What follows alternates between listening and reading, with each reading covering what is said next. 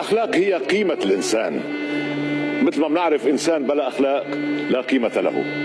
يقول الإمام علي عليه السلام: إذا فقدت المال لم تفقد أي شيء، وإذا فقدت الصحة فقدت بعض الشيء، وإذا فقدت الأخلاق فقدت كل شيء.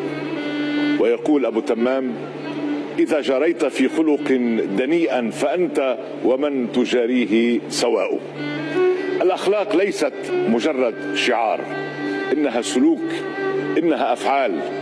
يقول أمير الشعراء: وإذا أصيب القوم في أخلاقهم فأقم عليهم مأتما وعويلا.